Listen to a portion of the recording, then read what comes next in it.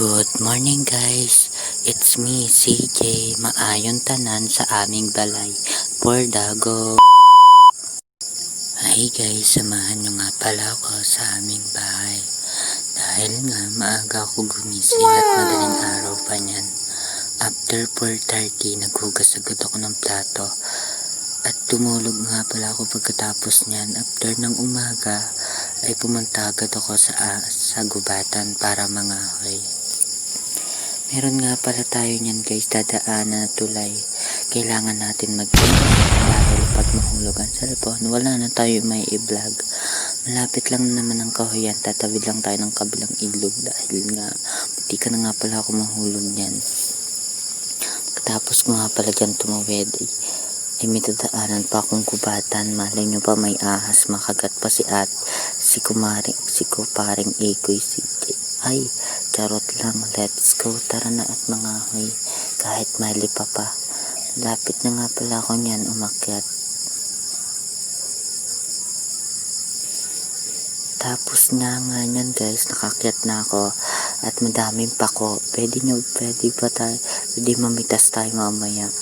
Mamaya na makalimutan yan.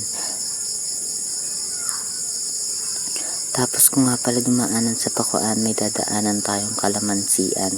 Sa kalamansian na punong-puno ng mga rosas. Walang ganun, uy. So yan guys, malapit na tayo sa kalamansian dyan.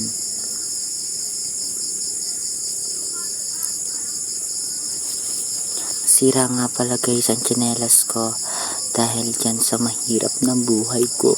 Nakakayak nga. Charot lang. Daming pang eme nito, hindi pa manguwital. Pag wala ka nakuhang kahoy, malalagot ka talaga sa iyong ina. Gusto mo ba numhampas ka ng isang kawali, mabato uli ng kaldero? Charot lang. Hindi gawain niya ni mama. Kukuslitin nga lang, okay. Tapos nga pala niyan, ipinaward ko na at nakakuha na nga pala ako ng kahoy. Dahil minimum na papakihirap pa ako niyan. Pass forward ko na dyan mamaya dahil hindi ko na kailangan pagod. Tinatulungan ko na nga lang ng kapatid ko at nagwalis na rin ako at pinasipot ko lang iba't natira. Yan, pagkatapos niyan guys, inayos ko ang aking gamit dahil alam ko na bukas na pasukan niya.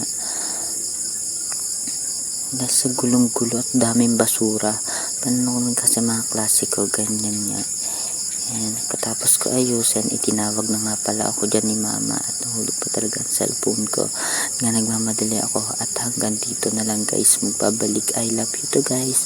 And shout out nga pala dyan sa mamaya magpapashout ako. Bye bye po. Love you all.